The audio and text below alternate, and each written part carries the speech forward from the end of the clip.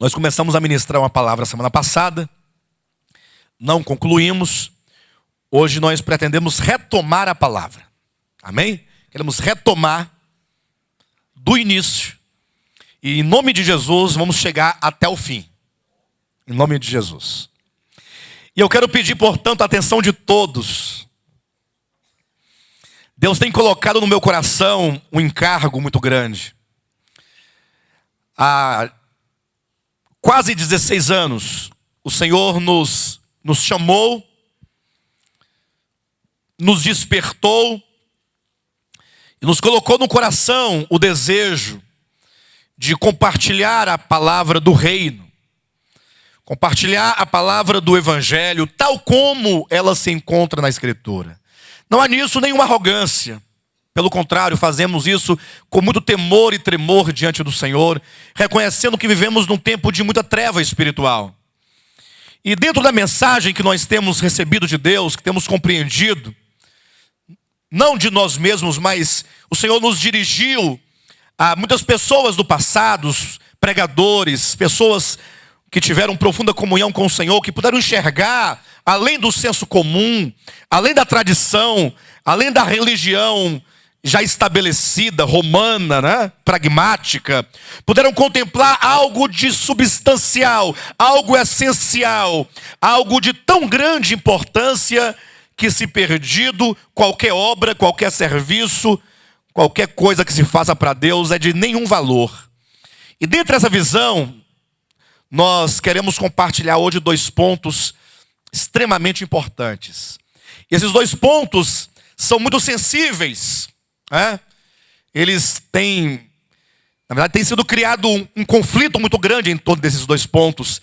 E isso tem criado um desequilíbrio na vida espiritual da maioria dos cristãos. Portanto, se você quer ser um cristão equilibrado, quer ser um cristão cuja vida espiritual esteja de acordo com a vontade de Deus, você precisa atentar para esses 2 aspectos dessa verdade que iremos apresentar nessa manhã. Amém? Vamos fazer diferente. Vamos ler 2 textos iniciais.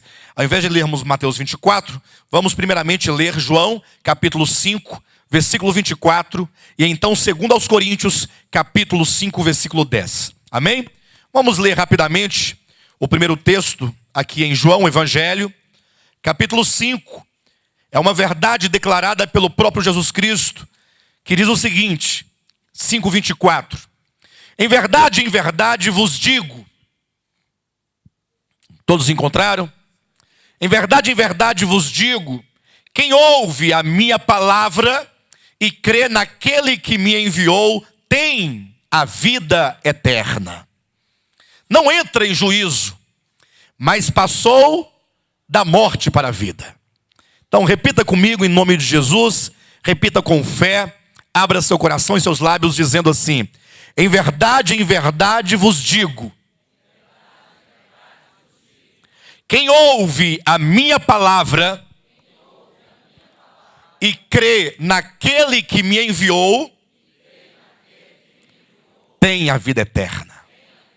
Não entra em juízo, mas passou da morte para a vida.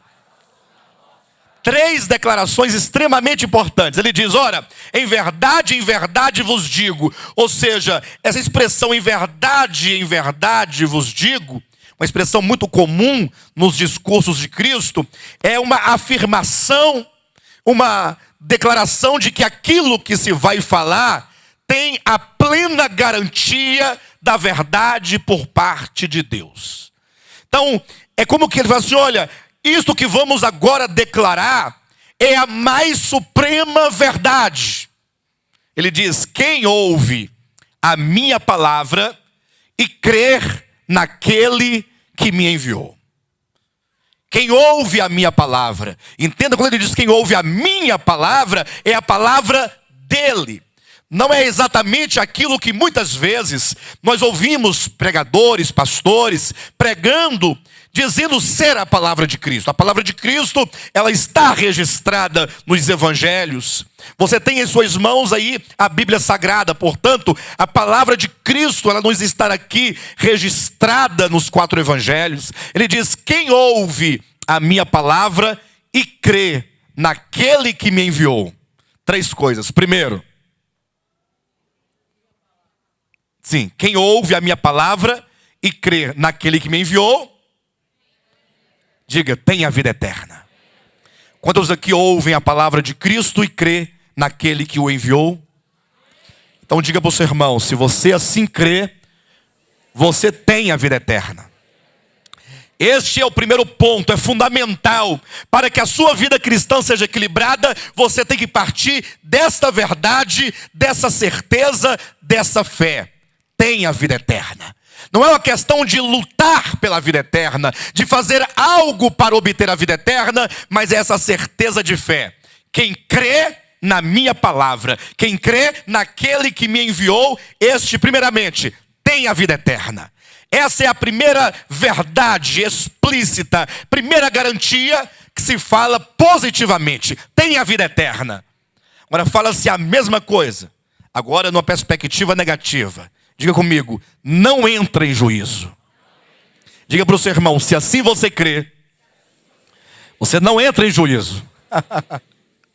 Aleluia. Tem a vida eterna, não entra em juízo. Diga, não entra em juízo. Jamais seremos julgados quanto à vida eterna e à morte eterna. Por que esse medo de perder a salvação? Se você crê, você tem a vida eterna. E se assim você crê, você não entrará em juízo eterno. Terceiro ponto, você passou da morte para a vida. Da morte você já veio, na morte nós já estávamos, todos nós que estávamos outrora mortos em nossos delitos e pecados, mas que pela graça de Deus, pela misericórdia de Deus, pela bondade de Deus, por uma ação de Deus em nossas vidas, nós cremos em Jesus Cristo e cremos na sua palavra e cremos naquele que o enviou e, portanto, temos a vida eterna. E, portanto, não entramos em juízo. Isso porque nós passamos da morte para a vida. Essa é a certeza do Evangelho, a certeza da salvação que se fundamenta, que se alicerça, não naquilo que nós fazemos, mas naquilo que Cristo realizou por nós na cruz do Calvário.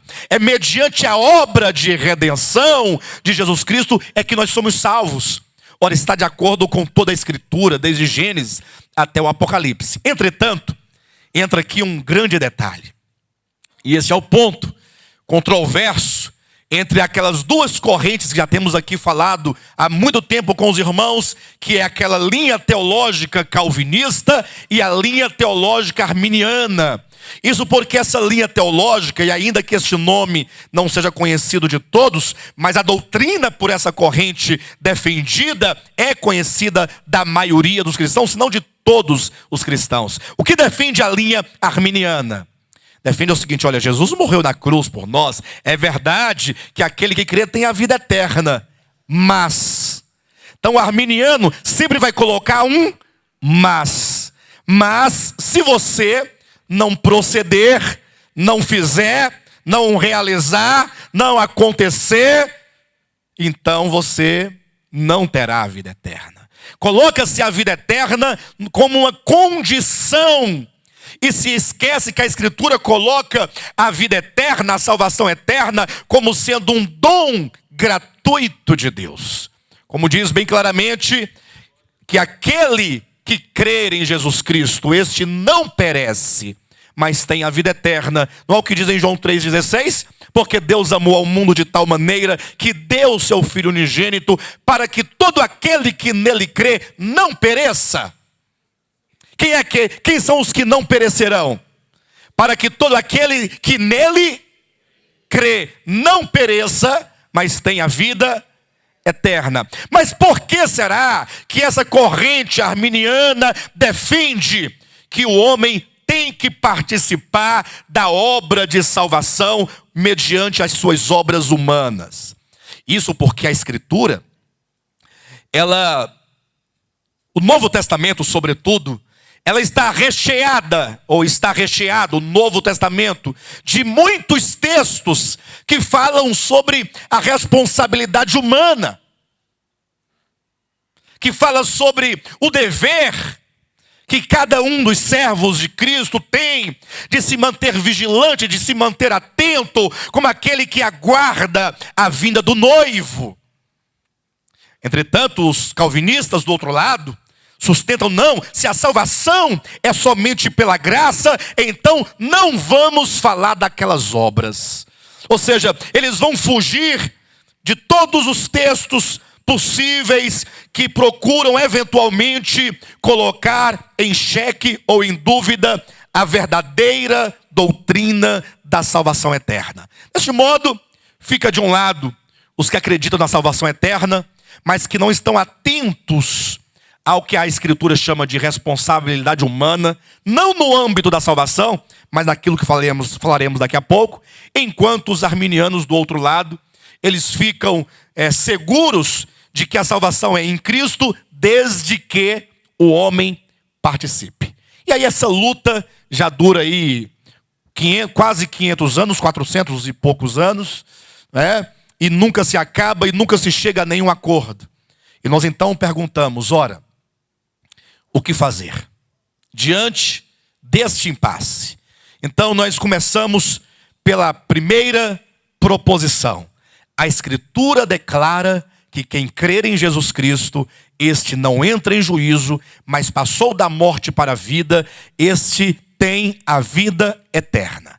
Quantos creem nessa verdade, digo amém. Entretanto, eu quero que os irmãos abram a Escritura agora, no segundo texto, que é 2 Coríntios, segunda carta de Paulo aos Coríntios, no capítulo 5. E você perceberá que agora, nesta epístola, o apóstolo Paulo está agora falando à igreja. Isto é, falando àqueles que já receberam a Cristo. Aqueles de quem é dito, não entra em juízo. Aqui o apóstolo Paulo fala àqueles que crendo em Cristo Jesus e crendo no Pai, deles é declarado, tem a vida eterna. Passou da morte para a vida.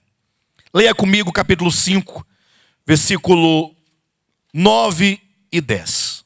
Diz assim: é por isso que também nos esforçamos, quer presentes, quer ausentes, para lhe sermos agradáveis. Porque importa que todos nós compareçamos perante o tribunal de Cristo, para que cada um receba segundo o bem ou o mal que tiver feito por meio do corpo. Veja só, agora, essa segunda declaração, agora do apóstolo Paulo, dizendo, é por isso que também nos... Opa, de repente, a Escritura fala de um esforço. Há um esforço a ser feito. Quando diz, e é por isso que também nos esforçamos, quer presentes, quer ausentes, para lhe sermos agradáveis. Só uma pergunta. Quando diz assim, e é por isso que também nos esforçamos, quer presentes, quer ausentes, para lhe sermos agradáveis. Observe o que o apóstolo está colocando. Para lhe sermos agradáveis. Para sermos agradáveis a quem? Olha o versículo anterior, versículo 8. Entretanto, estamos em plena confiança, preferindo deixar o corpo e habitar com o Senhor. Nesse contexto, o apóstolo Paulo fala da existência humana ou da existência dos homens aqui na terra antes da sua morte. Ele diz, enquanto no corpo, enquanto neste tabernáculo, enquanto vestidos, enquanto nessa caminhada. Então veja, você é um servo de Cristo. Eu sou um servo de Cristo. Nós somos servos de Cristo. Um dia, cremos na sua palavra. Um dia nós cremos no Evangelho. O Evangelho como uma luz muito forte vinda do céu, iluminou seu coração, iluminou sua consciência. Você estava morto nos delitos e pecados. Você não tinha nenhuma condição em si mesmo de se levantar, de se salvar, porque o salário do pecado é a morte. Nós estávamos então num lamaçal de lama, num tremedal de lama, totalmente atolado, perdido, condenado. Quando então veio o Senhor, cheio de graça, cheio de misericórdia, e nos alcançou, e nos iluminou, e nos deu a fé para sermos salvos, nos deu arrependimento. Toda a obra de conversão e de salvação inicial foi obra do Espírito Santo. O Espírito Santo criando circunstâncias na sua vida, na sua família, no seu trabalho, na sua mente, no seu coração. E tudo aquilo então convergiu e possibilitou que você recebesse a Cristo, que você cresce no Evangelho. E uma vez crendo no Evangelho, você então recebeu a vida eterna. E aí te é dada a garantia, você não entra em juízo, porque você passou da morte para a vida. Diga glória a Deus. E aí vem um segundo momento agora, quando é dito, e é por isso que nós nos esforçamos. Você está nesse corpo, você está nessa caminhada, você ainda está nessa existência. Ou seja, você ainda está vivo. Talvez você não esteja vivo hoje às 18 horas. Mas agora você ainda está vivo. A sua alma está aí, dentro desse seu corpo, desse tabernáculo. E o apóstolo Paulo, portanto, diz que é necessário que enquanto você está neste corpo, você precisa sempre considerar que um dia você vai comparecer perante o tribunal de Cristo. E nesse momento parece gerar uma contradição, parece. Porque Jesus disse, não entra em juízo, mas passou da morte para a vida. E agora o apóstolo Paulo diz, não, nós vamos comparecer perante o tribunal de Cristo. Aí fica esse questionamento, ora, você não entra em juízo ou você vai comparecer perante o tribunal de Cristo? Foi nesse ponto que na semana passada eu disse que um certo pregador, até renomado e conhecedor da Escritura, disse que esse tribunal de Cristo não é nenhum tribunal escatológico, não é nenhum tribunal perante o qual devemos nós comparecer, nada disso, é tudo errado. Você tem que entender que tribunal aqui é juízo, e juízo é a sua cabeça, é o seu juízo. Ele disse, o que é o juízo então? Ora, você está aqui andando, de repente você vai se deparar com uma possibilidade, com alternativas, né? Ou você vai para a direita, para a esquerda, ou você vai para a direita. E nesse momento você tem que então exercer o seu juízo. E aí você está sendo julgado, ou está julgando ao mesmo tempo. Ele entendeu assim dessa maneira. Mas o apóstolo Paulo, quando escreve o capítulo 5, é importante que em casa vocês façam a leitura desse capítulo, pelo menos dos primeiros 10 versículos. E você vai perceber que o apóstolo Paulo, ele coloca o tribunal de Cristo no âmbito escatológico. Ou seja, esse tribunal de Cristo não acontece enquanto você está no corpo. Ele diz, olha, enquanto você está no corpo, você precisa ser agradável ao Senhor. Precisa não somente conhecer a perfeita e agradável vontade de Deus, mas sobretudo ser-lhe agradável. Ser agradável a Ele, devemos agradá-lo. E isso ele diz, e por que devemos nós nos esforçar por agradá-lo? Por que nós devemos nos esforçar por agradá-lo? Porque importa que todos nós compareçamos perante o tribunal de Cristo. Pastor, mas me fale uma coisa. Olha o versículo 10. Porque importa que todos nós compareçamos perante o tribunal de Cristo, para que cada um receba segundo o bem ou o mal que tiver feito por meio do... Pastor, aí agora deu uma crise aqui. Eu entro ou não entro em juízo? Porque agora eu já vou comparecer diante do tribunal de Cristo e vou receber segundo o bem ou o mal que eu tiver feito por meio do corpo. Mas agora há pouco disse que eu não entro em juízo. Então entenda, não entra em juízo. Você tem a vida eterna. E porque você tem a vida eterna, você não entra em juízo. Por quê? Porque você passou da morte para a vida. Portanto, não há nenhum juízo eterno para você. Nunca, jamais o Senhor irá te julgar quanto à vida eterna ou à morte eterna, porque isso já te foi conferido mediante a redenção que é em Cristo Jesus, mediante a fé, já te foi dado gratuitamente. Somos nós justificados gratuitamente mediante a redenção que há em Cristo Jesus. Agora, esse tribunal de Cristo, ele não é um tribunal para a vida eterna ou morte eterna.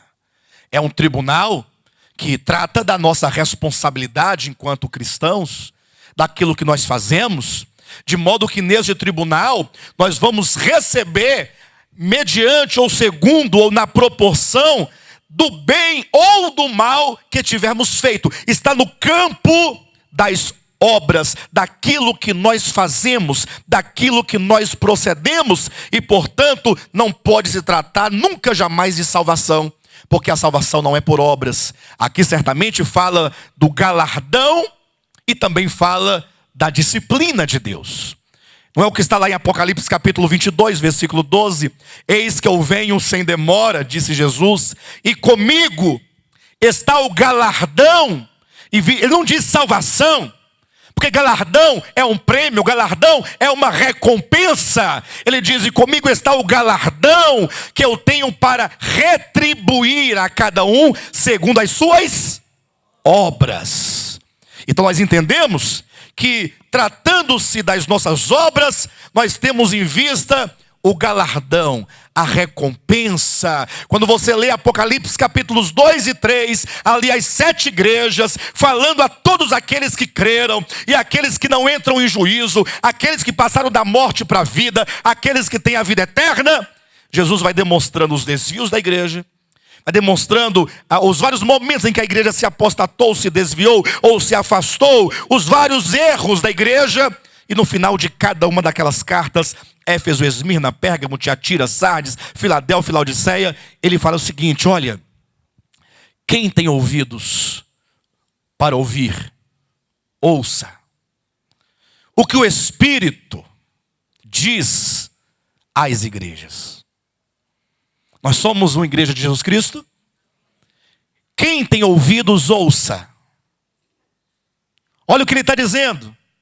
Quem tem ouvidos, e esse é o grande detalhe, quem tem ouvidos? Ah, pastor, quem é que não tem ouvido? Todo mundo tem ouvido. Todo mundo tem orelha. Está todo mundo, e com o microfone alto desse jeito, quem é que não escuta? É escutar, e são ouvidos do coração. Olhe para mim por um momento. Em nome de Jesus. É ouvir com o coração. Permitir que o Evangelho não somente passe pela sua mente, porque é inevitável que ele não passe pela sua mente, mas ele precisa agora alcançar a alma, o coração, o espírito humano. É como diz na parábola do semeador: aqueles que ouvem e compreendem a palavra do reino são aqueles cujo coração é uma boa terra. A boa terra significa o quê na prática? Ouvir e compreender. Mas não é compreender tecnicamente, não é compreender filosoficamente, é um compreender com o coração. Diga: Senhor, eu quero compreender com o coração. Peça a Deus.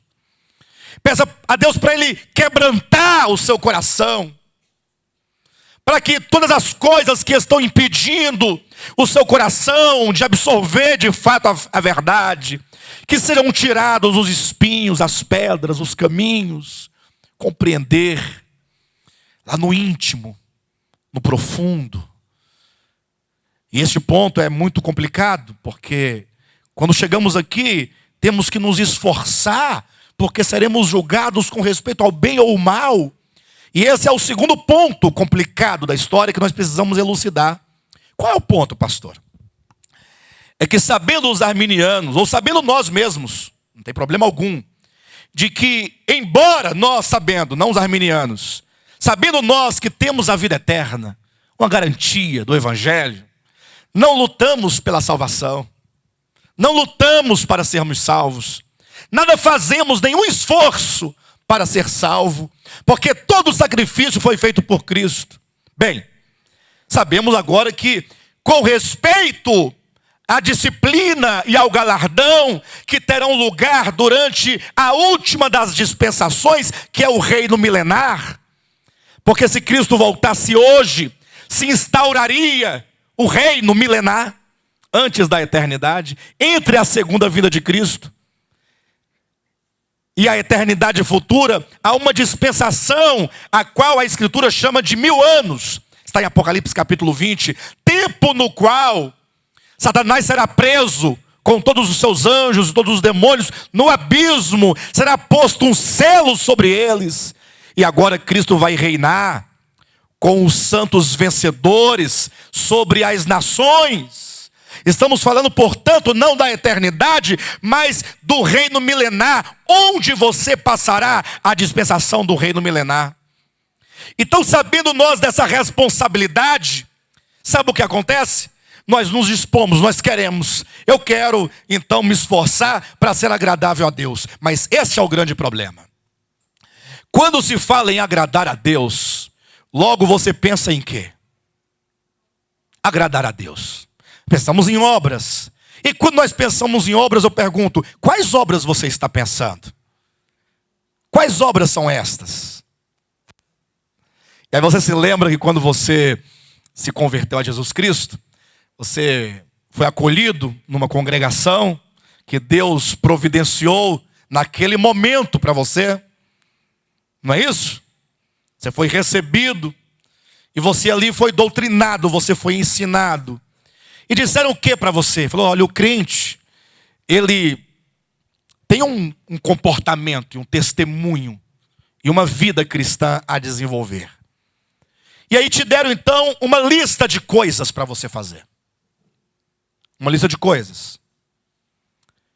Vocês lembram dessas coisas que deram a vocês todos? A mim também foi dado. Do que fazer e do que não fazer. E nós então começamos a fazer. E também deixamos de fazer. Muitas coisas nós deixamos de fazer. Muitas outras coisas nós passamos a fazer. De modo que quando você deixou de fazer algumas coisas e passou a fazer outras coisas, segundo as normas que te foram ditadas, logo as pessoas perguntaram, você agora é crente?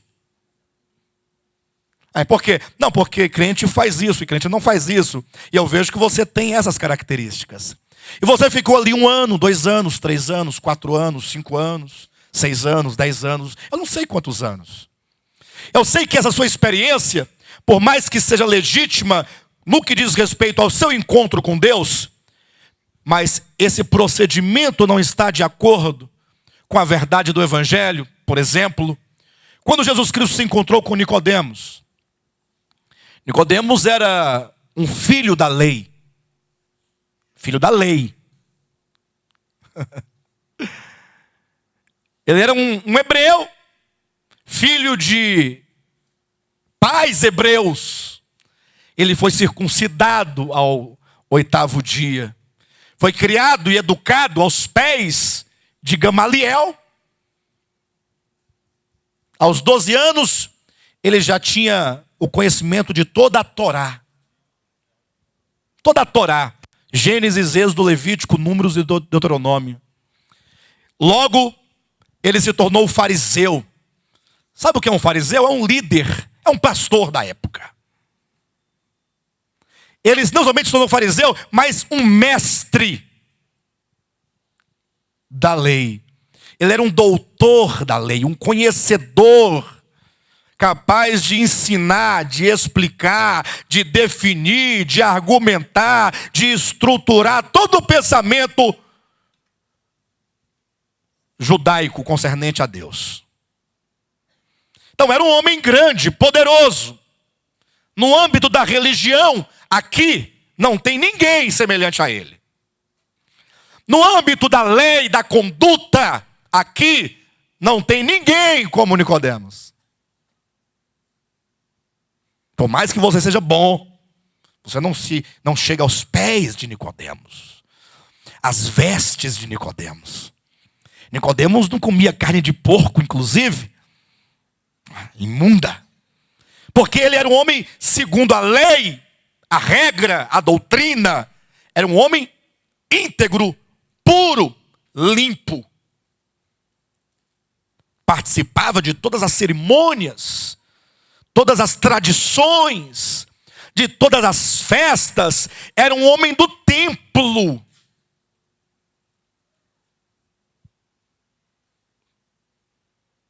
Coisa linda, né? Será que esse homem vai ser salvo? Mas se ele não for salvo, quem será salvo? Não é isso?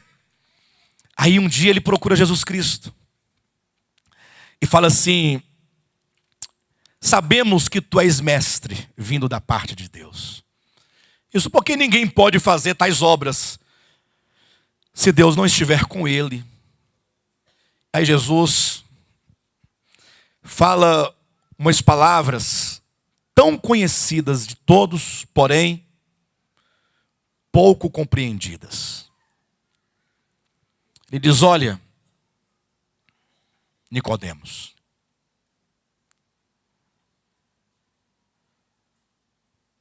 se você não nascer de novo, você não pode entrar no reino de Deus. O que vocês acham, queridos? Nicodemos não podia entrar no reino de Deus? O que desqualificava Nicodemos? O que desqualificava Nicodemos? Me ajuda aí, pessoal. O que? A lei? Não, mas ele está reto.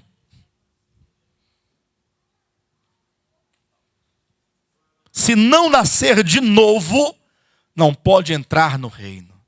Sabe por quê, Nicodemos? Porque o que é nascido da carne é carne. Entenda que a vida cristã, a vida do reino de Deus, não é uma questão de fazer coisas. Pede a Deus sabedoria, peça a Deus entendimento. Porque se o problema é fazer coisas, tem muitos perdidos e incrédulos que são melhores do que muitos crentes das igrejas. São mais honestos. São mais íntegros. Não falam da vida alheia. Respeitam as pessoas. Porque coisa ruim é crente. Vai dar trabalho assim lá longe. Você é pastor por um dia de uma igreja de 500 membros. Você vai ficar assustado. Você vai querer se desviar. Pois eu vou me desviar. Vai. Tem muito incrédulo, gente boa. Muitos. Mas o problema não é se ele é gente boa.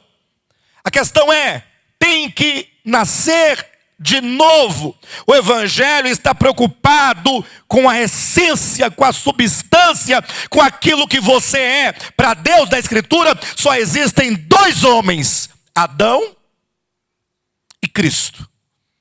Se você nasceu da carne, você é Adão. Se você nasceu de novo, você é Cristo. Está em 1 Coríntios capítulo 15, versículo 45 e versículo 47. Só há dois homens na Escritura e no mundo para Deus. É uma questão de nascer de novo. O Senhor quer gerar uma nova humanidade. E, portanto, as obras de que falam as Escrituras não são quaisquer obras. As obras, o esforço, está falando certamente de uma nova vida interior. Uma vida alterada, uma vida transformada, uma vida mudada. Quando Deus habita o seu ser, e agora Ele vai produzir aquilo que Ele quer que se produza. Por isso é dito que é o fruto do Espírito. É por isso que nós pedimos que os irmãos abrissem inicialmente no capítulo 25 de Mateus, ou capítulo 24 de Mateus. O capítulo 24, se os irmãos bem observarem, A partir do versículo 32 em diante, o Senhor começa a falar acerca da sua segunda vinda. Ok? Ele começa a falar acerca da sua segunda vinda. Quando chega então, no versículo 40, ele começa a fazer uma ilustração para então trazer uma advertência. Ele diz assim, olha, então, 2 estarão no campo. Está aí na sua Bíblia isso? Olhe bem na sua Bíblia. 2 estarão no campo. Um será tomado e deixado o outro. 2 estarão trabalhando no moinho. Uma será tomada e deixada a outra. Portanto, vigiai, porque não sabeis em que dia vem o vosso Senhor. Aqui nós temos uma advertência. Estarão 2 servos. Estarão 2 filhos de Deus. 2 salvos. Pastor, mas eu aprendi que esse que vai é o salvo e o que fica é o perdido. Ora, mas basta que você leia com atenção quando no 42 diz, portanto vigiai. Ou seja, essa advertência para que você vigie é porque é possível que, sendo você um servo, você seja esse que fique. Não é possível que esse que fique seja o incrédulo e o Senhor esteja advertindo ao incrédulo, vigiai. Não é possível. Quando ele diz, portanto, vigiai, porque não sabeis em que dia vem o vosso Senhor, eu pergunto, ele é Senhor dessa pessoa que deve vigiar? E essa pessoa que deve vigiar é servo do Senhor? E essa pessoa, portanto, que deve vigiar, sendo ela serva e tendo ela um Senhor, ela é um incrédulo? Certamente não. Olha o versículo seguinte. Por isso, ou melhor, 43, né? Mas considerai isto. Se o pai de família soubesse a que hora viria o ladrão, vigiaria e não deixaria que fosse arrombada a sua casa. Por isso ficai também vós apercebidos, porque a hora em que não cuidais, o Filho do Homem virá. Bem, está muito claro, devemos nós vigiar, ficar apercebidos, devemos nós nos esforçar para lhe sermos agradáveis. E aí vinha o questionamento, pastor, tudo bem, eu quero fazer isso, o que fazer então? O que fazer então? Este é o ponto fundamental. Queridos, infelizmente os cristãos, ao longo da sua história, na sua maioria, não todos certamente, mas muitos e milhares de cristãos se deram a Jesus Cristo e procuraram ser-lhe agradáveis. Procuraram. E até hoje muitos estão se dedicando, estão se entregando, estão servindo a Ele com seus bens, com seus corpos, com o seu tempo, com os seus talentos. Mas a grande questão é que muitas dessas obras feitas para Deus não são as obras que Ele quer que nós façamos. Até porque a Escritura nos fala sobre 2 tipos de obras. Lembra lá em 1 Coríntios capítulo 3, versículo 10 em diante, quando o apóstolo Paulo diz, olha, eu lancei o fundamento e ninguém pode lançar outro fundamento, porque o único fundamento é Cristo. Agora, aqueles que estão no fundamento que é Cristo, devem agora edificar. Então uma coisa é o fundamento, no qual nós estamos, que é Cristo. Outra coisa é o edificar sobre o fundamento. O fundamento é a salvação, é a base na qual o cristão está, que é a pessoa de Cristo, que lhe garante, que lhe dá a certeza. Agora, cada um, veja lá como edifica. Porque agora você tem um viver, você tem um trabalhar, você tem um servir. E então ele diz, olha, porque se o que alguém edifica é ouro, prata, pedras preciosas, madeira, feno, palha.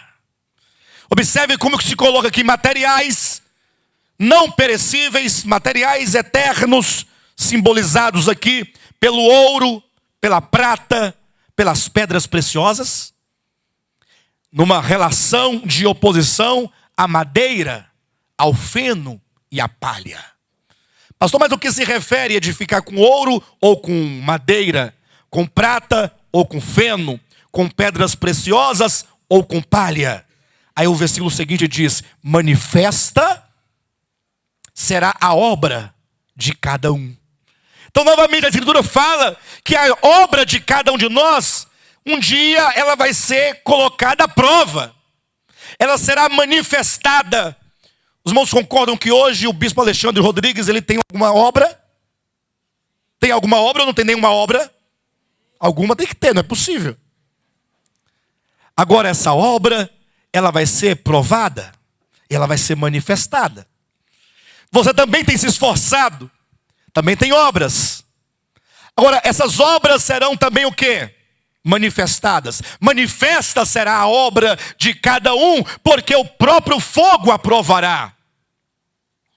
E aí começa agora as possibilidades. Ele diz: ora, se a obra de alguém que sobre o fundamento edificou, se ela for queimada, ela passou pelo fogo. Ao sair do outro lado, do forno de Deus, entenda-se metaforicamente, cadê as obras? Elas pereceram, o fogo destruiu a obra.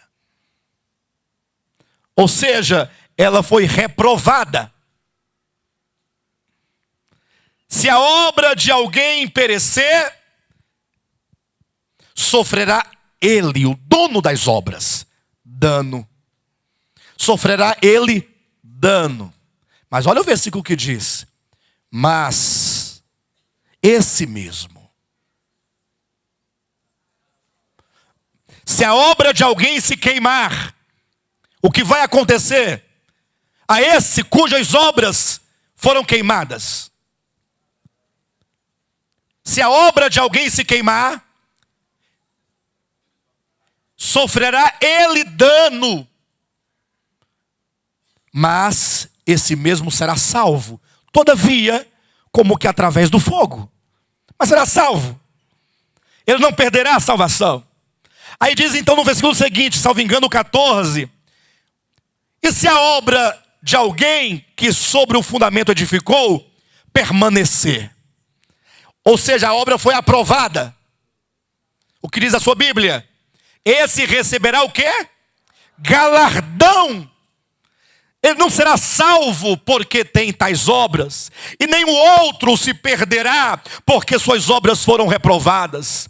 Porque a salvação desse cujas obras foram reprovadas, e a salvação desse cujas obras foram aprovadas, não depende das obras nem de um nem de outro, mas do fundamento que é Cristo. Agora, tratando-se do galardão e da disciplina, esse cujas obras pereceram, sofrerá dano.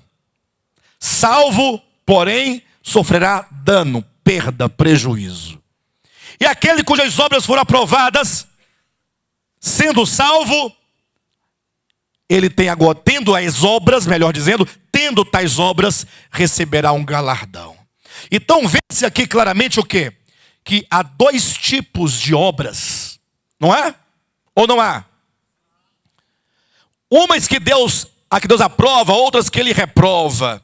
É por isso que agora, ao entrar aqui em Mateus capítulo 24, quando ele fala, portanto, vigiai e ficai apercebidos, o próprio Jesus, ele passa a nos ensinar o que de fato ele entende, o que de fato é essa vida de vigilância.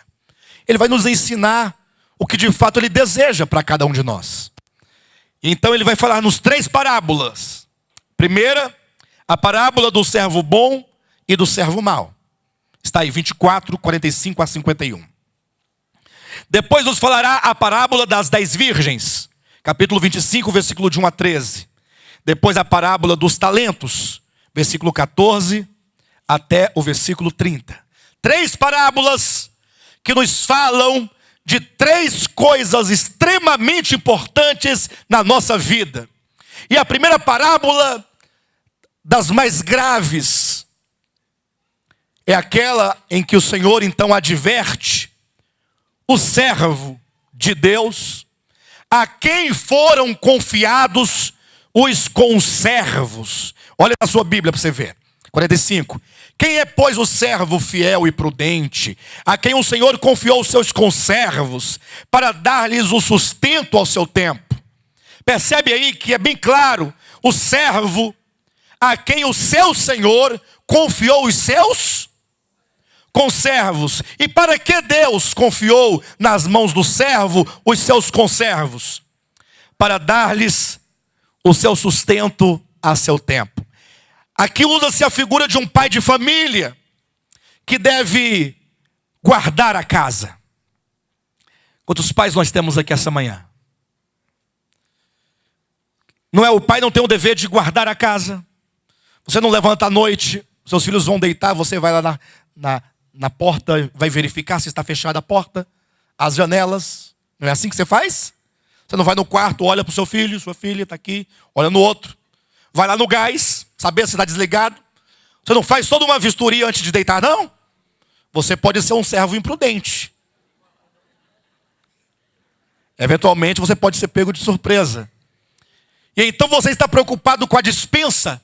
Se tem arroz, se tem feijão, se tem a farinha, o ovo, as verduras, a carne. Pagar energia, a água. E você então sai ao trabalho. Vai fazer alguma coisa, ganhar algum dinheiro. Porque tem pessoas que dependem de você. Quanto à saúde, à educação, à alimentação. A educação cristã. Tudo depende de você, não é isso? Deus te colocou ali numa responsabilidade, ou pessoas debaixo da sua responsabilidade. Nós daremos conta das nossas famílias, nós daremos conta dos nossos filhos, maridos, daremos nós conta de nossas esposas, pais, esposas e maridos, ambos, como pais, daremos conta dos filhos. Agora imagine quando isso se transfere. Eu estava aqui falando numa pequena escala, para nós entendermos agora numa casa maior. Quando é dito que Deus confiou nas mãos de alguns de seus servos, conservos, para que eles sejam alimentados a seu tempo, sejam supridos. É uma referência direta aos líderes e aos pastores. Seja lá o nome que você receba, se você é padre, se você é pastor, se chama bispo, se chama apóstolo. A grande verdade é, se tem pessoas debaixo do seu cuidado, se Deus te entregou um rebanho, tome muito cuidado, porque você dará conta desse rebanho. O Senhor te entregou pessoas para que você as alimente, para que você as ensine, para que você possa conduzir essas pessoas na vereda, no caminho, fazendo-as conhecer a vontade de Deus. Entretanto, o que acontece? Olha o versículo 48 que diz: mas se aquele servo, sendo mau, disser consigo mesmo, meu senhor demora-se, e passar a espancar os seus companheiros, e a beber e a comer com os ébrios. Ele está dizendo que muitos servos, a quem foram confiados os seus conservos, sendo direto, muitos líderes, muitos pastores, vendo, Jesus ele demora a voltar, e é o seguinte, eu não vou cuidar desse rebanho do jeito certo não. Eu vou espancar essa cambada. Eu vou arrancar a lã da ovelha, comer a carne da ovelha. Ovelha é ovelha, a gordura da ovelha, maltratar a ovelha. Irmãos, as ovelhas do Senhor Jesus estão morrendo, porque os líderes estão querendo apenas o dinheiro delas. Vivemos num tempo em que muitos, e não poucos, têm feito da vida cristã uma fonte de enriquecimento próprio. Porque tem considerado que a vida cristã é fonte de lucro. Os cursos de teologia estão oferecendo emprego para as pessoas. Não se olha chamamento, não se olha vocação, não se olha o coração, o desejo de cuidar, de alimentar, de proteger, de ensinar, de preparar. É por isso que em João capítulo 10, Jesus Cristo fala a parábola lá do bom pastor. Ele diz, eu sou o bom pastor. E então ele fala dos mercenários. Lembra lá? O mercenário, aquele que não é pastor, e quando ele vê vir o lobo, ele foge. Por isso ele diz, o ladrão vem somente para roubar, matar e destruir. Não diz o diabo veio para matar, roubar e destruir, ainda que isso seja uma verdade. Porque o texto diz ladrão, referindo-se ao mercenário, aquele que trabalha e faz alguma coisa pelo salário do mês. E esses estão matando as ovelhas, estão destruindo as ovelhas, e estão inclusive roubando as ovelhas, porque elas pertencem a Cristo. Nenhum pastor é dono de ovelha alguma, porque todos nós somos ovelhas do nosso supremo pastor, que é Jesus Cristo. Portanto, a primeira advertência que se faz é aos líderes, aos pastores, e em todas as escalas, a todas as pessoas que têm essa responsabilidade, a quem Deus te confiou pessoas. Em seguida, ele fala a parábola das 10 virgens.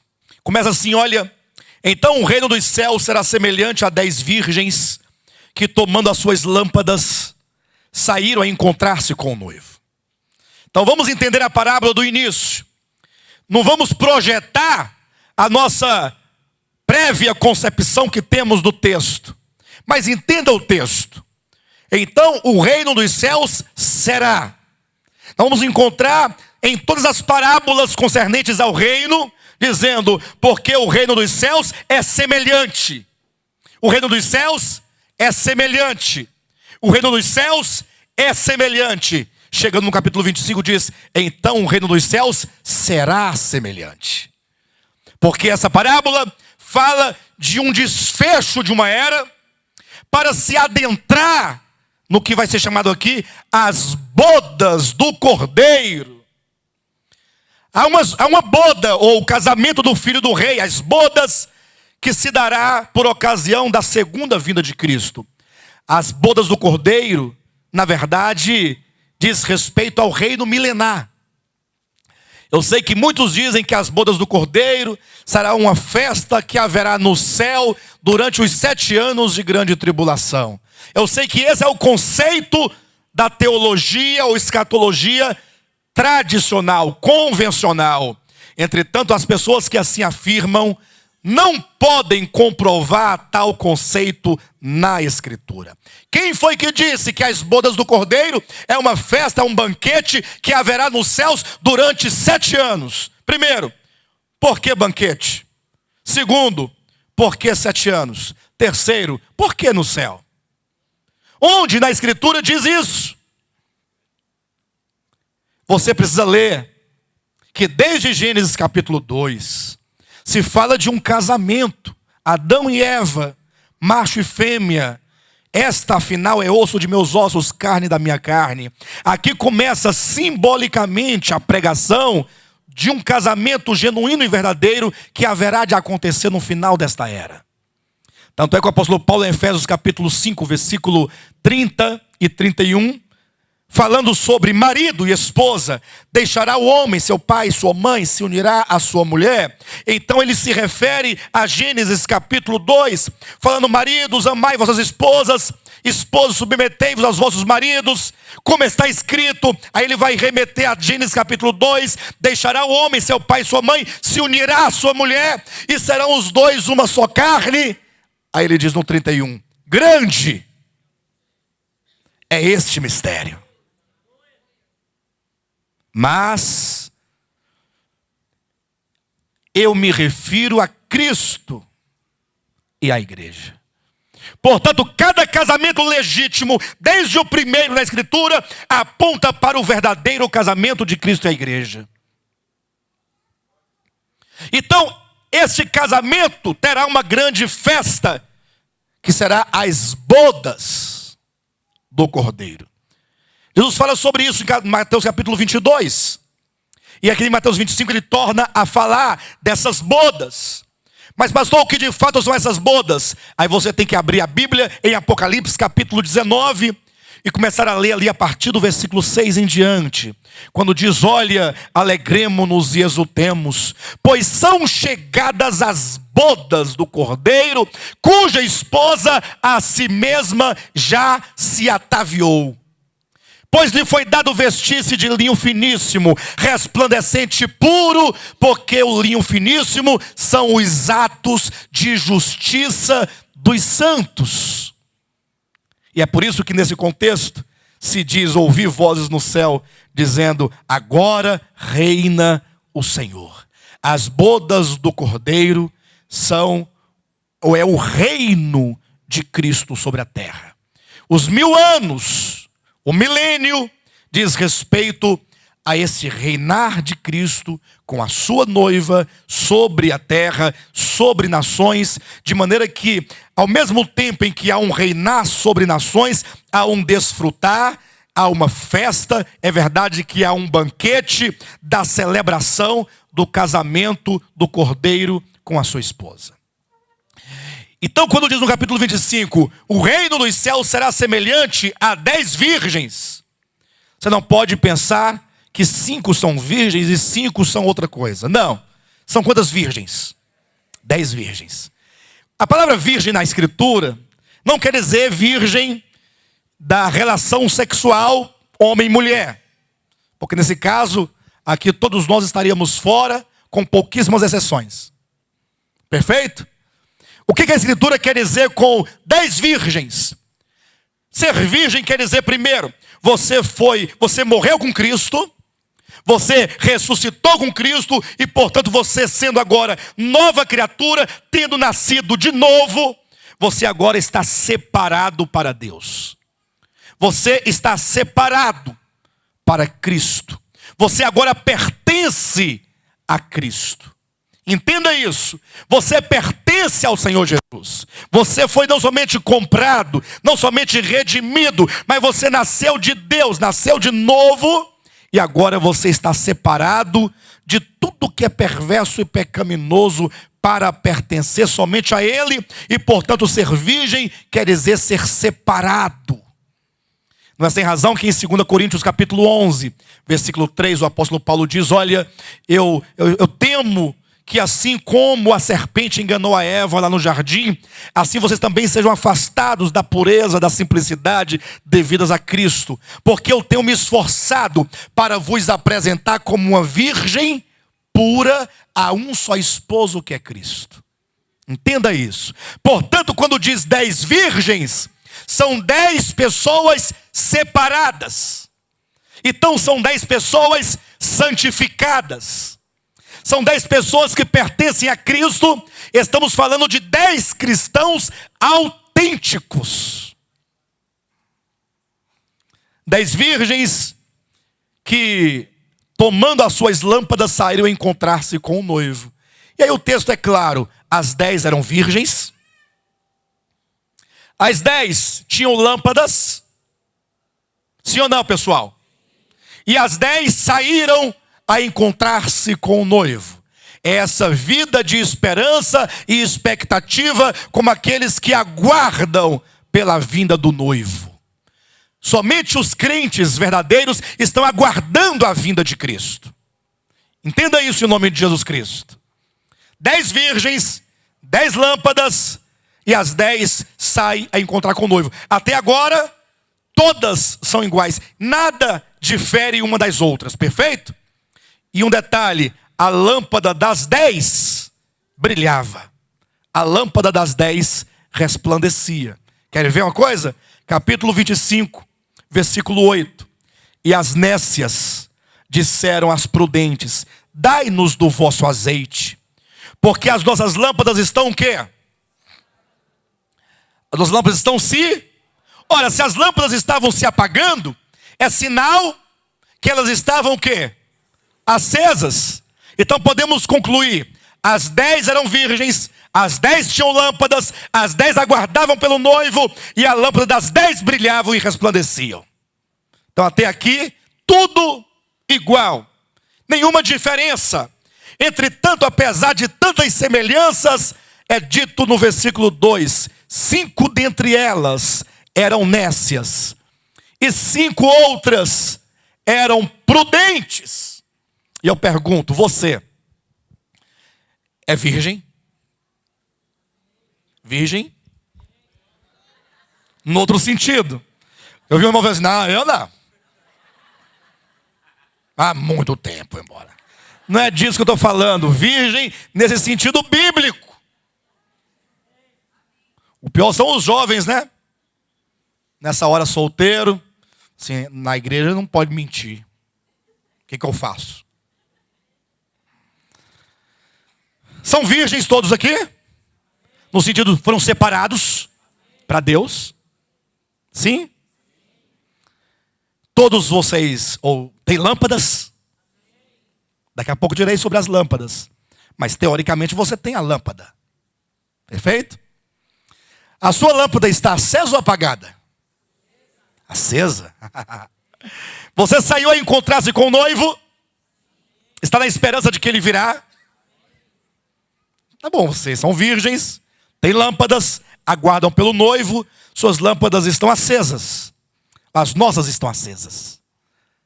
Aí eu pergunto, de acordo com o versículo 2, você está na categoria das virgens prudentes ou das virgens loucas? Essa é a pergunta. Esse é o quê que é acentuado. É o quê da questão. Alguém ousa responder se é virgem prudente ou louca? Quantas prudentes tem aqui? Deixa eu ver. Mas essa igreja é muito sincera. Tem um. Parabéns. Não, mas eu perguntei, alguém tem que responder. E quantas virgens loucas temos aqui? Deixa eu ver.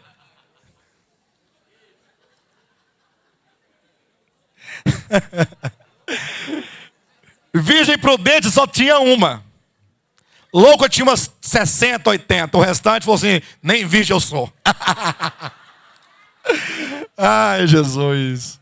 Esse é o ponto, pastor. Eu não sei o que eu sou não. Eu sei que sou virgem. E disso eu tenho certeza. Que tenho lâmpada que está acesa e aguardo pelo noivo. Agora, se eu sou prudente ou louca, eu não sei. Ou talvez fosse assim, pastor, sou prudente. Sou prudente. Pergunte a 10 cristãos que não ouviram essa mensagem. E talvez 9 diga prudente. E talvez uma, nos seus conflitos, diga não. Talvez eu acho que não sou louca. E a resposta das 10 pessoas estarão erradas. Porque talvez as 9 que digam e serem prudentes, estão pensando em quê? Para se julgar prudente. E a que disse que não era prudente, se baseou em quê? Para dizer que não era prudente. Esse que disse que não é prudente, sabe o que vai falar? Por que isso não é prudente? Eu estou bem desviado. Eu estou em pecado. Aí o que foi que aconteceu com você? Qual é o pecado? Não, rapaz, me ajuda aí. Eu não estou de acordo com as normas, com o quadrado que a igreja desenha um quadrado no chão. Assim, você fica aqui. Se você fizer assim, opa. E o pior é que isso nos ofende, sabia? Irmãos, esse quadrado entrou de tal forma no nosso coração que você pode entender matematicamente, cientificamente a verdade, você fica profundamente dolorido, porque você não aceita no coração. Você às vezes aceita na mente, mas não aceita no coração. Eu estava num grupo de estudos ontem à noite, e eu perguntei para os irmãos aqui, a Bíblia diz que nós somos libertos da lei. Libertados, pois, da lei, servimos em novidade de vida e de espírito, não na caducidade da letra. Amém, irmão? Amém? Eu falei, quantos aqui são libertos da lei? Amém! Eu falei, deixa eu falar para vocês. Vou falar de mim.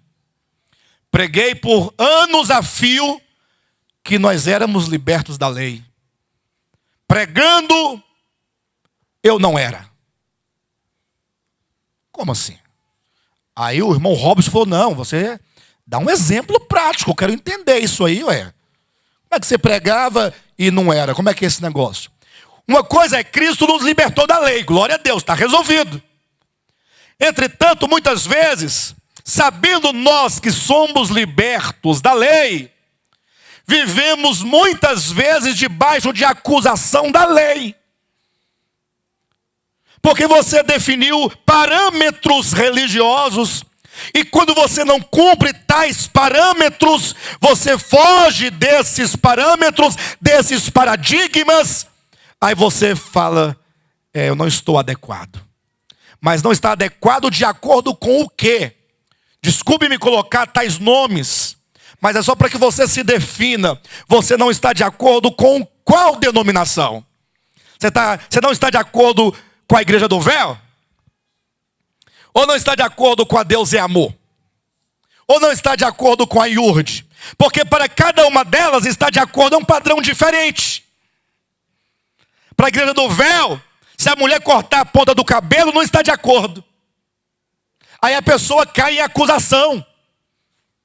Para outra lá da Deus e Amor, se você usar uma saia acima do joelho, você está fora do padrão. Aí cai em acusação. Na IURD, se você não der o dízimo de tudo quanto tem, e não fizer com fidelidade os votos, as campanhas, as ofertas alçadas, a oferta da fogueira, a oferta, e a oferta, e a oferta, e a oferta, e a oferta, e a oferta, você não está de acordo, você tem falta, você cai em acusação. Aí você sai com o seu carro aqui distraído, bate o carro, falei, o devorador já começou a devorar pelo para-choque. Se continuar, ele vai comer o outro para-choque. E você se esquece que você é um ser humano, que está na terra, você não está na lua. E aqui você bate carro, você atropela gente. Aqui você cai, quebra braço, pescoço, costela, você morre de câncer. Aqui é assim. No mundo, disse Jesus, no mundo tereis aflições. Mas fazei campanha, que de repente eu posso mudar a tua sorte. É isso?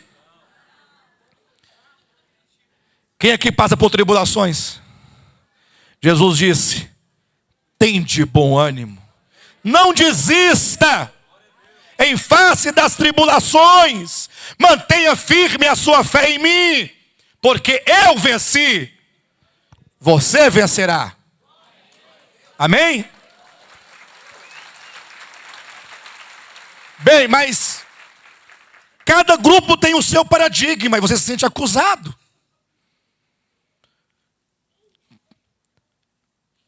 Eu queria dar aqui um exemplo, mas esse exemplo está tão batido. Ele está tão batido, e tão batido, que eu estou com vergonha de falar esse exemplo. Porque o povo já está deduzindo o seguinte, esse pastor, ele está afim de tocar mesmo o terror. Eu estou achando que ele está se justificando alguma coisa nesse sentido. Teve um jovem aqui no seminário, sexta-feira, ele não congrega conosco. E também me parece que ele não está aqui agora. O jovem assistiu aí o seminário, o querigma, ele está fazendo um querigma. Acabou, ele ficou aqui quase uma hora me aguardando para falar comigo depois do seminário. Porque eu saí daqui, foi meia-noite, ou 15 para meia-noite na sexta-feira. Porque tem sempre as dúvidas, né? O jovem ficou lá esperando aqui, ó, do lado.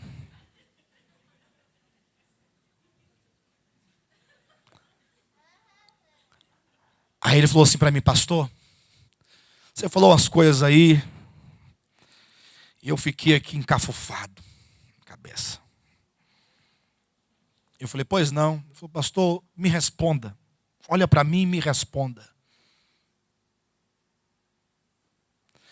Foi ele que disse. Não fui eu. Ele me procurou, ele me esperou. Me fala, pastor. Crente pode beber? Foi ele, fui eu. Não, acho que não. Eu acho que ele não é inclinado a isso, não. É porque... é porque eu acho que ele... Essas dúvidas vêm no coração da gente. Eu falei, varão, eu não sei bem o que você está perguntando, porque pode beber, isso é muito amplo, isso é muito complicado responder isso. Mas eu quero te responder da maneira mais simples possível e você conclua. Eu vou te fazer 3 perguntas e você vai responder a cada uma delas com sim e não. Primeiro, na igreja onde você congrega, o crente pode beber vinho? Ele falou, não. Falei, muito bem. Primeira pergunta está respondida. Segunda pergunta. Jesus bebia vinho? Aí ele falou, pastor, eu acho que não. Eu acho que não. Falei, bem, eu posso ler um versículo e depois você responde? Ele falou, então tá bom, lê o versículo. Aí Jesus Cristo chega para os fariseus e escribas e fala assim, olha, vocês não têm jeito para vocês. Ninguém agrada a vocês e vocês não estão de acordo com ninguém. Sabe por quê? Veja, primeiro, porque veio o Filho do Homem que come e bebe vinho. E vocês dizem que ele é beberrão e glutão. Perfeito? É lógico que eles diziam que Jesus era beberrão e glutão, isso não é verdade.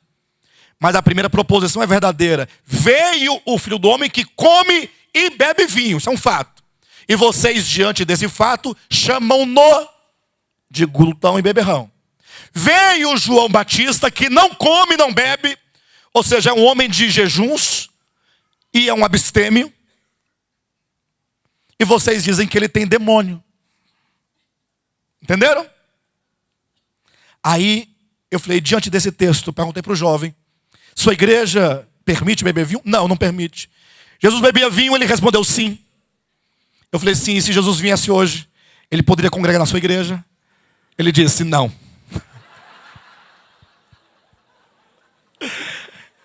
Ai, ai, ai.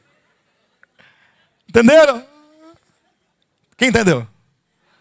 Simples. Aqui não. Para outra igreja. Mas eu sou Jesus. Aqui não. Jesus aqui vai ter que entrar no nosso quadrado. Ou você entra no quadrado, ou você está fora do quadrado. Não estou entendendo onde você quer chegar com essas coisas todas. Eu quero dizer, quando alguém diz ser virgem prudente, ou ser virgem imprudente, você parte de que critério? De qual critério? De qual quadrado? De qual grupo? De qual sistema? Porque cada um tem o seu sistema. Cada um tem as suas doutrinas, os seus regulamentos, os seus estatutos. Fica difícil, até para Jesus julgar as pessoas, né? Bem, pastor Josué, vamos lá no julgamento do Josué. Gabriel, veja lá em qual sistema ele estava. E traga-me o estatuto do sistema onde ele estava, para que eu possa julgar segundo o quadrado dele. Agora, Mildo, vamos julgar o Mildo agora. Ô Miguel, qual o sistema que ele estava? Traga lá o estatuto, para que nós possamos estabelecer um julgamento de acordo. Que confusão do demônio é essa, gente? O que é isso? A despeito de qual seja o sistema, o melhor sistema, qual que é o melhor? Qual é aquele de que fala Colossenses capítulo 2, aquele que tem aparência de sabedoria? Aparência de sabedoria, culto dos anjos. Os anjos visitam a assembleia com o rolo na mão, como quem aprova aquela assembleia.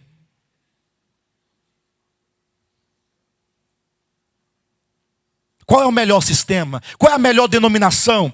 Qual é a mais rígida, a mais rigorosa? Aquela que tem seus mandamentos mais corretos e coerentes com a vida cristã. Qual que é? Inventam aí, vamos criar uma igreja boa para nós. Todo mundo rigorosos. Nós vamos ser melhor do que Nicodemos. Que tal? Melhor do que Nicodemos. Irmãos, se os irmãos entenderem isso,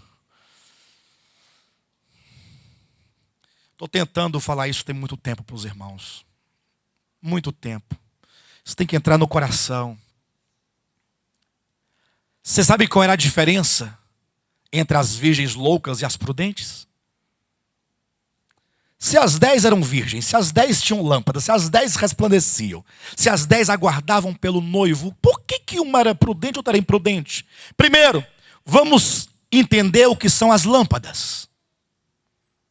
O que são as lâmpadas?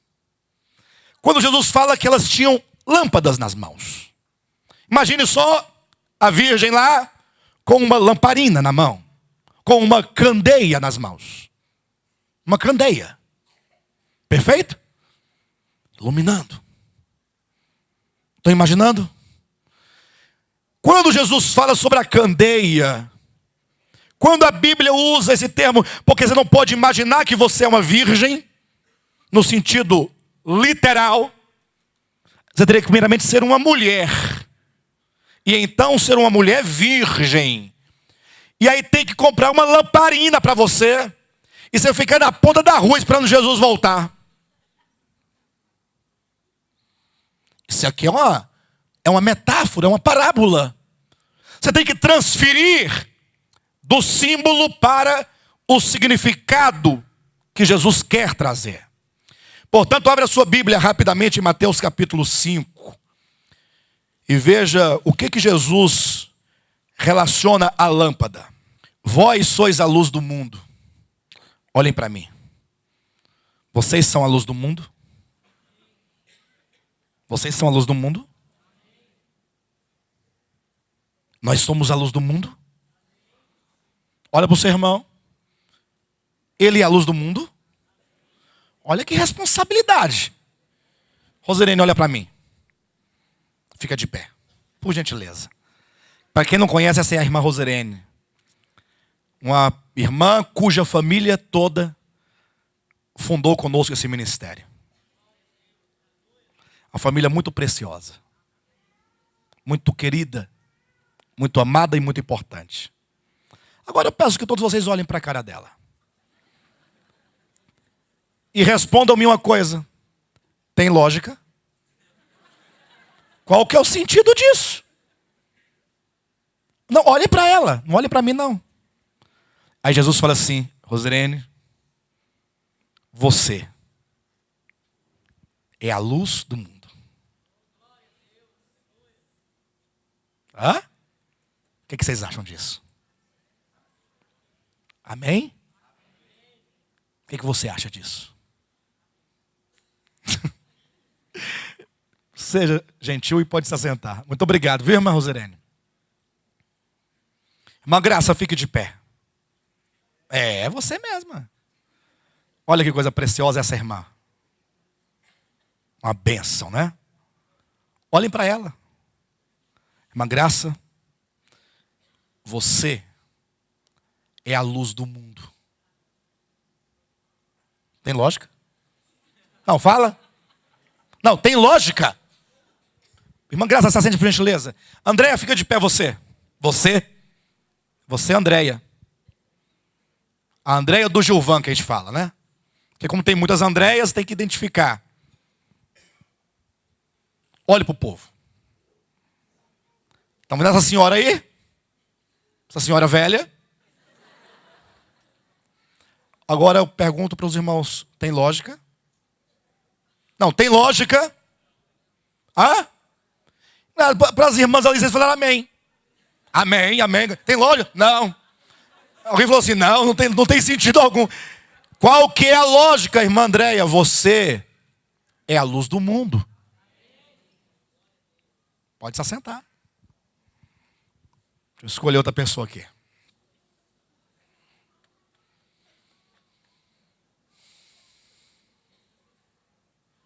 Irmã Adriana, fique de pé.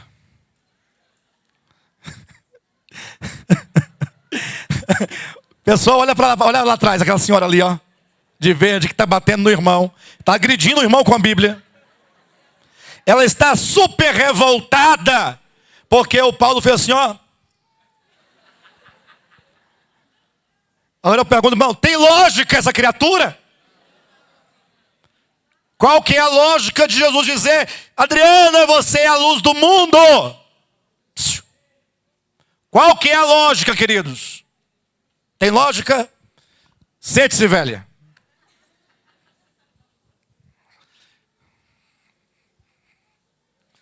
Tá bom, chega, o tempo está passando. Eu queria levantar cada um. Não tem nenhum sentido isso. Ou tem? Tem ou não tem? Mas é Jesus que está dizendo: vós sois a luz do mundo. Aí você vai para casa dizendo assim: eu sou luz, eu sou luz, eu sou luz. O que a luz faz, queridos? Ela ilumina. O mundo está em trevas. O mundo está cego.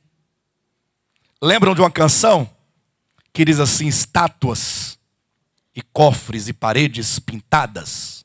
Lembram disso? Quem lembra? Ninguém sabe o que aconteceu. Ninguém sabe. Ô, música boa, viu?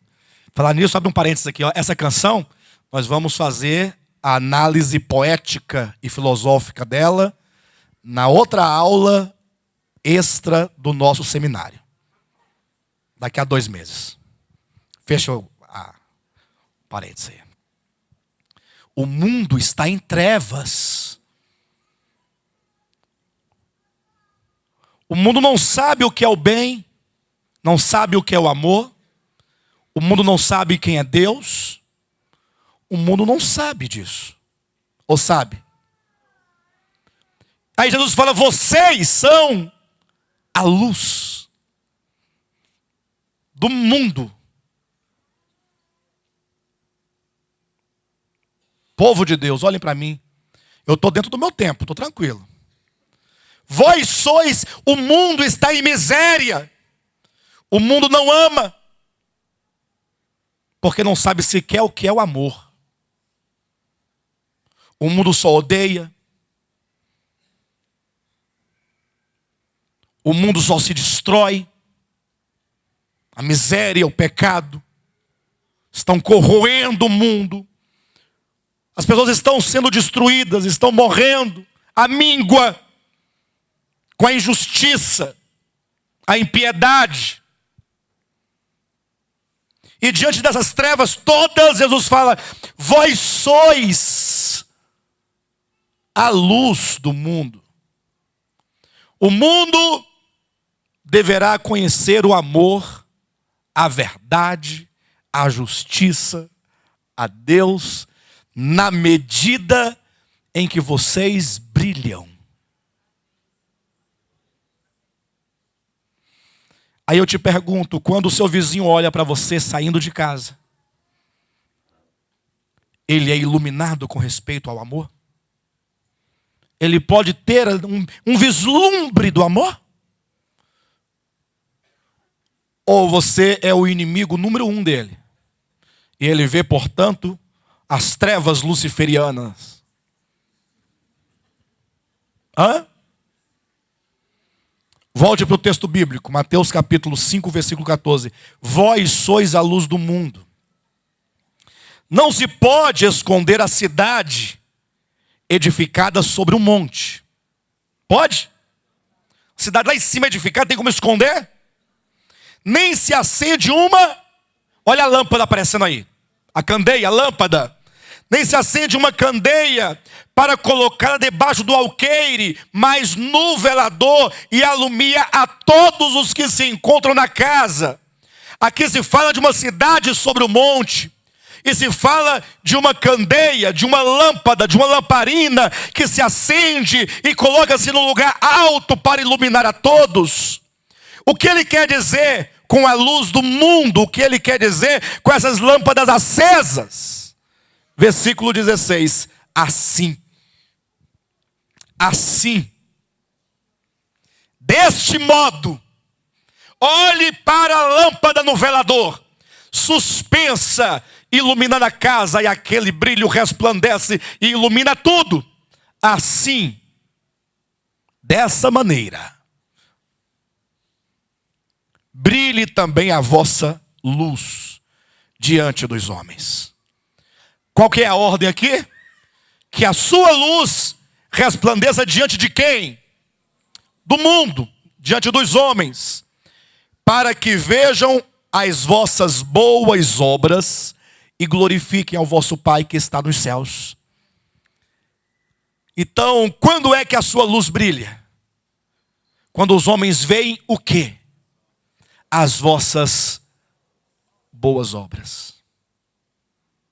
Então, quando você tem as boas obras, como diz lá no livro de Efésios, capítulo 2, versículo 9 e 10, que diz assim, 8, 9 e 10, pela graça sois salvos, mediante a fé. Isso não vem de vós, é dom de Deus, não por obras, para que ninguém se glorie. Versículo 10, pois somos feitura dele, recriados em Cristo Jesus para as boas obras, as quais Deus preparou de antemão para que andássemos nelas. Boas obras.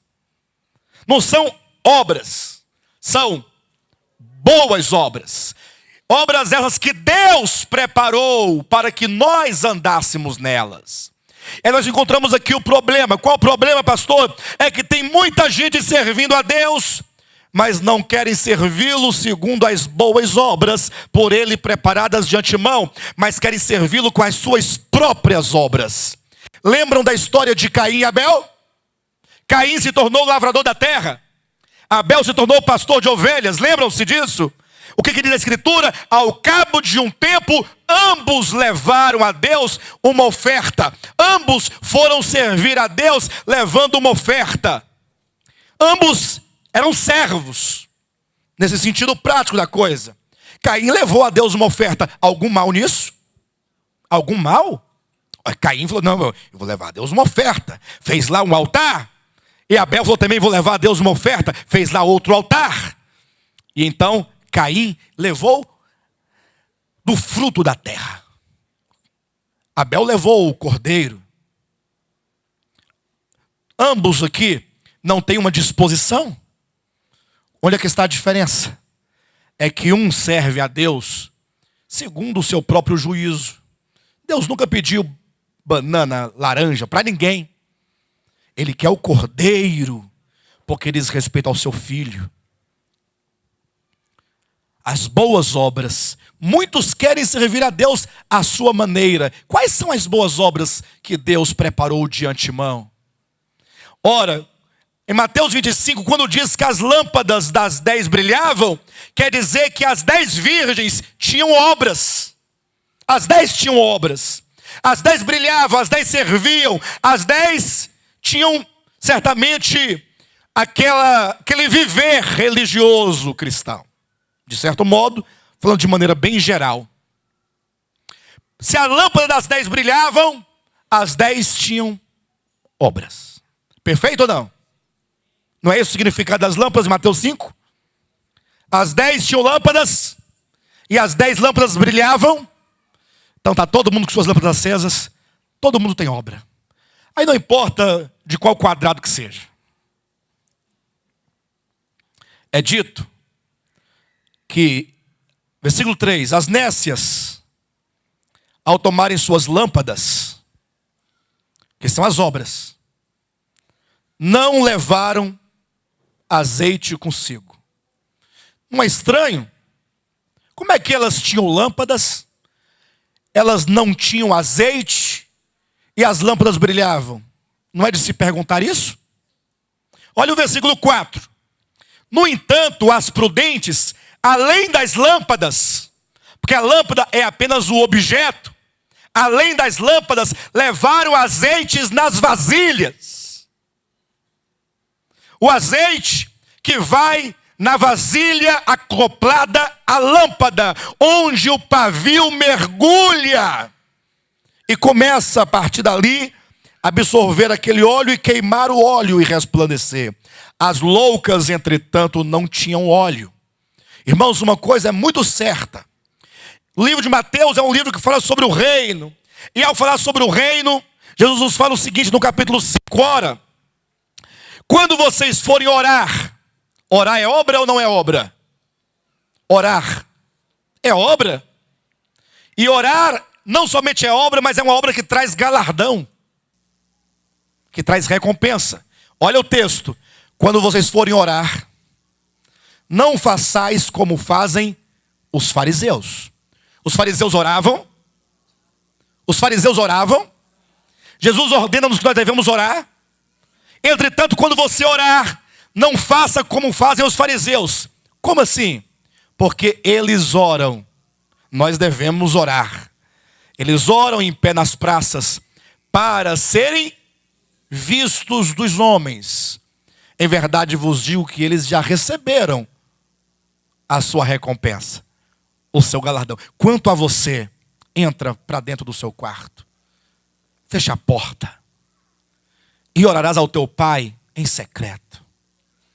Porque aquele que ora com a porta trancada, sozinho, na solidão do seu quarto, no silêncio do seu quarto, no deserto do seu quarto, sozinho, sendo visto tão somente por Deus, essa pessoa que assim faz, ela tem uma intenção correta diante de Deus. Ela o faz movida, o que move essa obra, essa ação cristã, é o óleo do Espírito no seu interior, que a impulsiona a assim fazer. Ao passo que os fariseus também oravam. Mas o que fazia-os orar? Era o azeite que queimava na sua lâmpada, no seu interior? Por que não? Primeiro, que eles não tinham azeite nas lâmpadas, mas tinham lâmpadas que eram obras. Então, o que fazia as lâmpadas deles brilharem? O que motivava? Qual era o combustível que os fazia praticar obras? Para serem vistos diante dos homens, os aplausos das pessoas, os elogios das pessoas. Irmãos, a religião cristã, conforme estabelecida na história do cristianismo, é uma história de aparência. É uma santificação que se diz, olha irmãos, nós devemos nos santificar. E portanto, santificação é você proceder assim, se vestir assim, comer assim, beber assim, não ir a esse lugar, não fazer aquilo outro, fazer isso, não bulir, não tocar. No meu tempo de infância, até deixa pra lá. Queridos, que coisa esquisita. Ao passo que, no mesmo tempo que as pessoas estão de acordo com o seu quadrado, porque o pastor tem que ver, porque os irmãos têm que saber que eu estou de acordo. Tanto é que se a pessoa tiver qualquer coisinha diferente, ela não pode tomar ceia, e se não pode, nem lá ela vai, porque se ela for e não tomar, vão ficar olhando. Por que você não está tomando a ceia? O que é que você fez? Não é assim que acontece? E eu pergunto, e as boas obras? Mas que boas obras são essas? São obras que só são possíveis mediante o azeite. Somente. Querem ver uma coisa? Jesus diz assim, olha, orai pelos vossos inimigos, abençoai os vossos inimigos. Isso é fácil. Não é para responder nem com a cabeça nem com as mãos. Mas você deve ter inimigos. Pessoas que te aborrecem, que fizeram o mal para você, o mal à sua família, o mal ao seu filho, o mal a alguém. Como é que você responde diante do mundo a essa situação?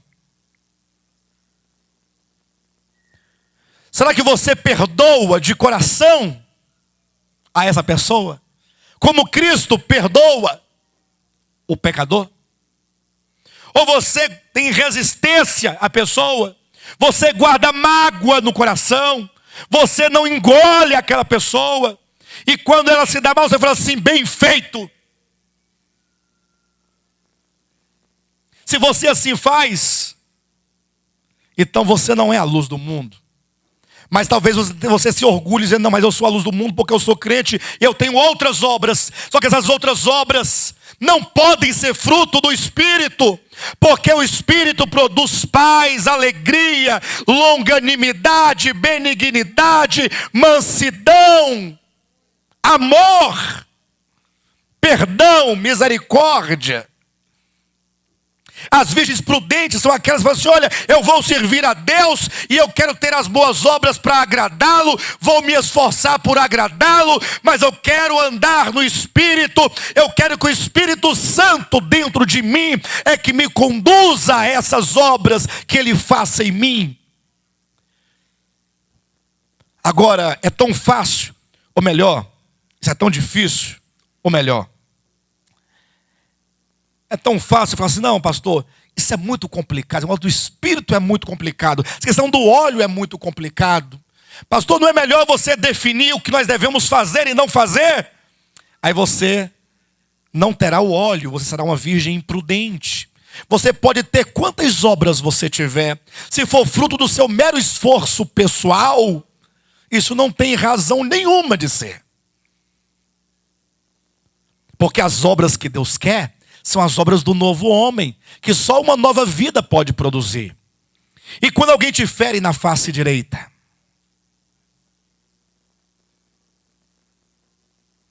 de que adianta, meu querido irmão e minha querida, me responda honestamente, de que adianta você congregar todos os domingos, trazer o seu sofrido dinheirinho, usar roupas longas, daquele calorão danado, aquele cabelo no meio da cintura, todo despontado. Uma fome violenta porque não para de jejuar, rouco de tanto orar e gritar nos montes. Mas você não é capaz de perdoar?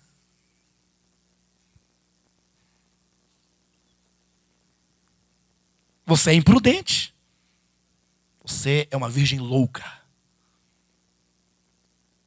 Quando você recebe seu pagamento no mês, olhem para mim todos. Quando você recebe seu... Quanto é que você recebe de pagamento? Ah, pastor, eu recebo 2.000. Não, eu recebo 800. Não, eu recebo 5.000. Não, eu recebo 15.000. Não, eu recebo 1.200.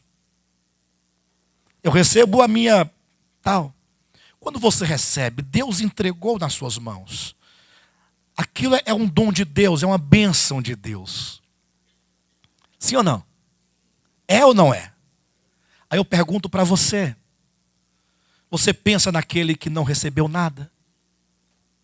Pastor, mas é porque é tão pouquinho, meu dinheiro é tão pouquinho. É, mas o outro não tem nada. O outro não tem nada. Eu sei que o seu é pouco. Mas e o outro que não tem nada? Você pensa no outro. O Espírito de Cristo pensa no outro. Eu sei que você não tem como resolver o problema do mundo. Mas você tem como resolver o problema do seu próximo. Quem é o seu próximo? Quem é o seu próximo? É aquele que está próximo. Qual a dificuldade de entender isso? Hã? Passava um sacerdote pelo caminho e viu um homem que havia sido assaltado, espancado, quase morto no chão. O sacerdote é alguém que tem muitas atividades para fazer. Ele não tem tempo de socorrer. Ele foi. Passou depois um levita. Naquele tempo os levitas eram os músicos, ou os que cuidavam da limpeza do templo, ou que cuidavam das coisas. Seriam como se fossem os diáconos de hoje, mais ou menos assim.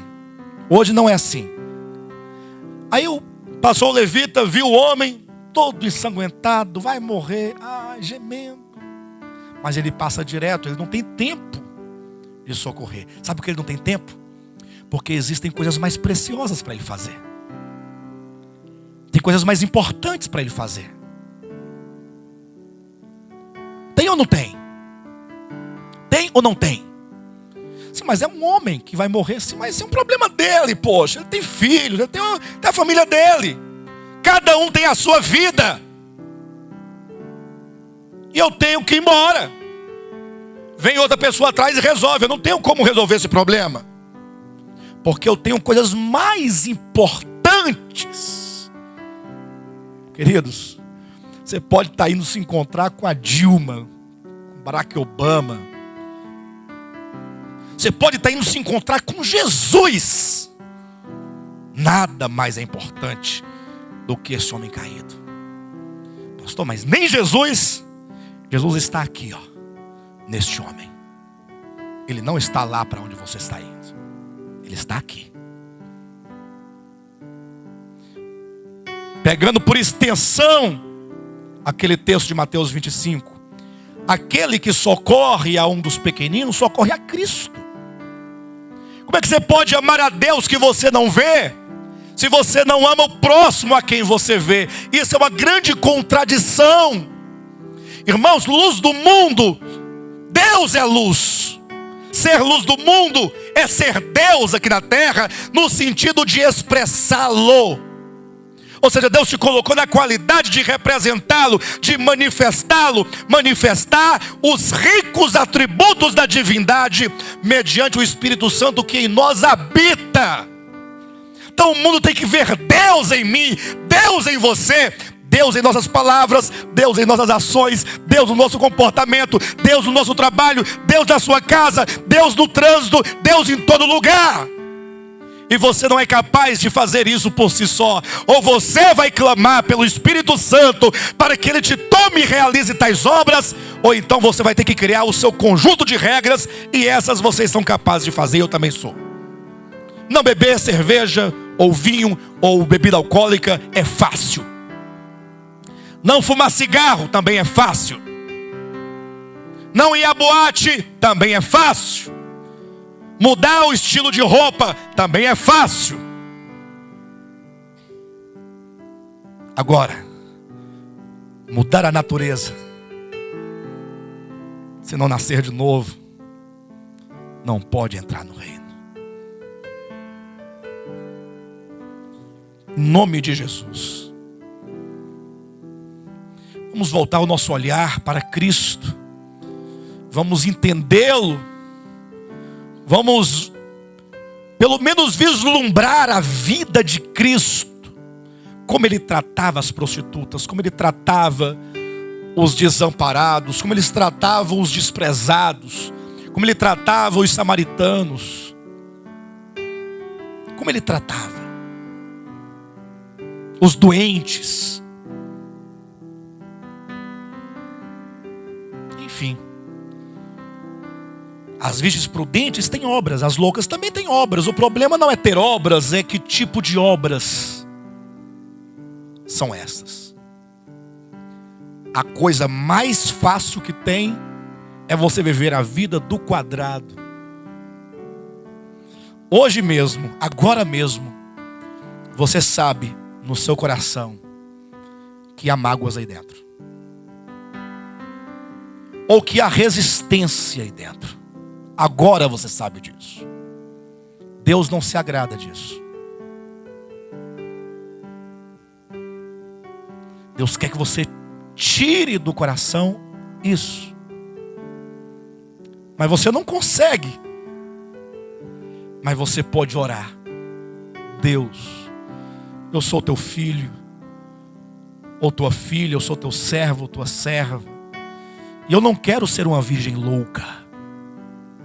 Eu quero ser virgem prudente. Então me ensina o caminho do Espírito. Não pergunte para o pastor no final do culto: pastor, como é que eu ando no Espírito? Pergunte para mim, pelo amor de Deus. Porque perguntar para mim já é sair do caminho do Espírito. Que eu não sou o Espírito.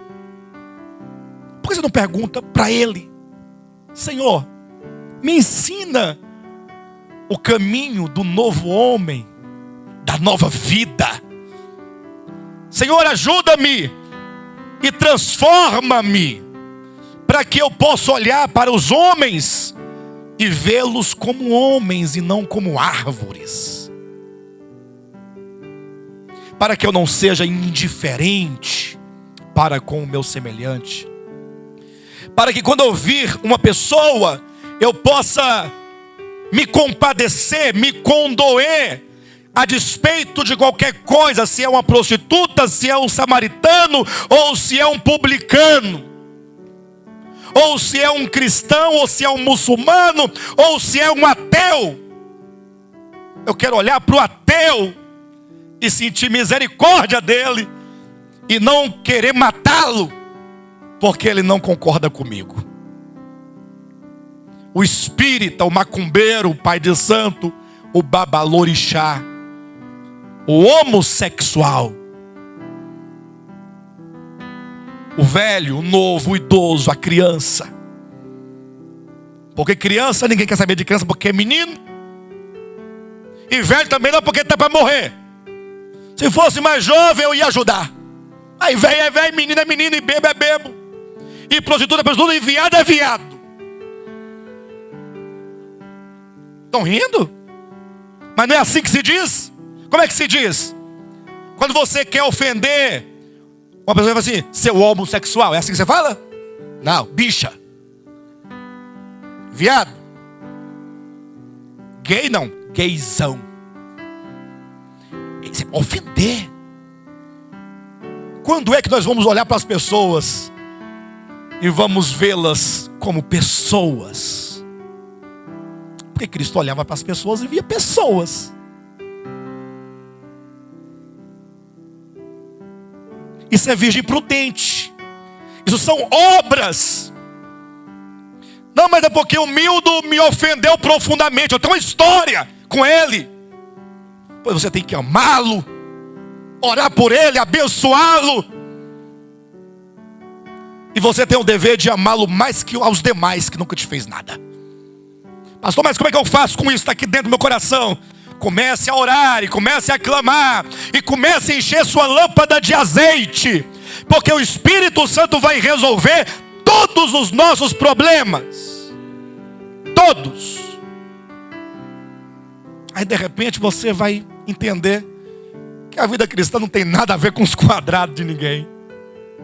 É Deus em mim e eu nele. Glória a Deus. Essa é a questão das virgens aqui. Tem vários aspectos escatológicos que falam sobre a ressurreição, tal, mas não convém colocá-los agora, em razão do tempo e da economia. Vamos ficar de pé em nome de Jesus.